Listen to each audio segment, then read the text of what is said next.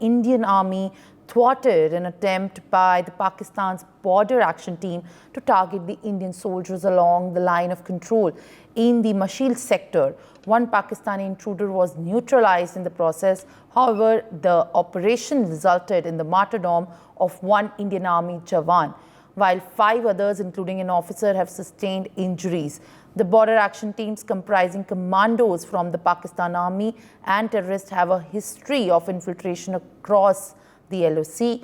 The latest incident marks the second encounter in Kupwara within 3 days, highlighting the persistent threat in the region that has been growing over the days. The incident took place in Kupwara's Kamkari area following the intelligence reports of the terrorist movements. Despite the ongoing exchange of fire, the deceased and the injured soldiers were promptly evacuated from the site. Earlier, on July 24, the security forces have neutralized an unidentified terrorist in the overnight gunfight in Kupwara's Lolab area, where a soldier also lost his life.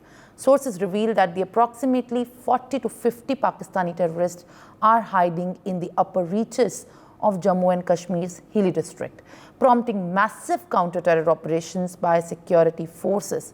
As per the reports, these terrorists who have infiltrated the region are highly trained and equipped with advanced weaponry, including American-made M4 carbine rifles with night vision devices.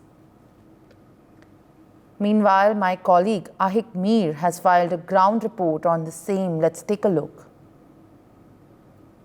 Jammu Kashmir में एक बार फिर से अमन बिगाड़ने की साजिश रची जा रही है। पाकिस्तान के पीओके में आतंकी कैंप्स में आतंकियों की संख्या काफी बढ़ गई है, जो लगातार बीते कई महीनों से घुसपैठ की कोशिशें कर रहे हैं। जम्मू के राजौरी पुंछ की बात करें या कश्मीर के केरन उड़ी की बात करें, लगातार कुपवारा के केरन सेक्टर से घुसपैठ की कोशिशों को सुरक्षा बलों के जवान विफल बना रहे हैं और कई सारे आतंकियों को अभी तक मार गिराया गया है।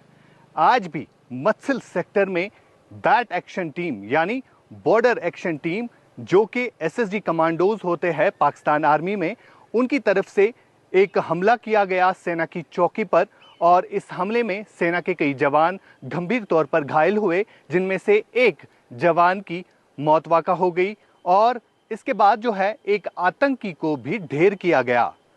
फिलहाल लगातार ये कोशिशें हो रही है कि किस तरह से जम्मू कश्मीर में अमन की सूरत हाल जो बनी है इसको किस तरह से बिगाड़ा जाए, लेकिन सीमावर्ती इलाकों में तैनात सुरक्षा बलों के जवान इन आतंकियों का मुकाबला कर रहे हैं।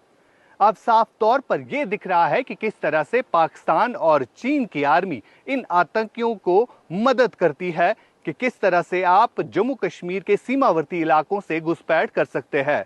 जब भी इन आतंकियों को ढेर किया जाता है तो इन आतंकियों से आधुनिक हथियार बरामद होते हैं, जो कि पाकिस्तान आर्मी यूज करती है। वही हथियार जो है चाइनीज मेड इन आतंकियों के कब्जे से रिकवर होते हैं और आज भी जम्मू कश्मीर के कई एक इलाकों में सेना की तरफ से कॉम्बिंग ऑपरेशन चलाया जा रहा है।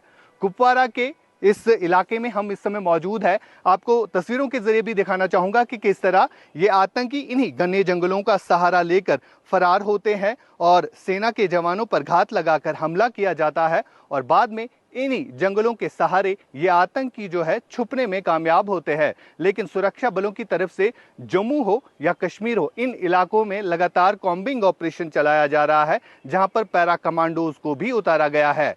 लगातार पाकिस्तान की तरफ से जम्मू कश्मीर में अमन बिगाड़ने की साजिश रची जा रही है, लेकिन जम्मू कश्मीर में जितने भी आतंकी इस समय मौजूद है उनकी संख्या भले ही 50 से 55 हो, लेकिन लगातार इन आतंकियों का मुकाबला जम्मू कश्मीर में सुरक्षा बलों के जवान करते हैं। For more such videos, subscribe to the NewsX YouTube channel, hit the bell icon.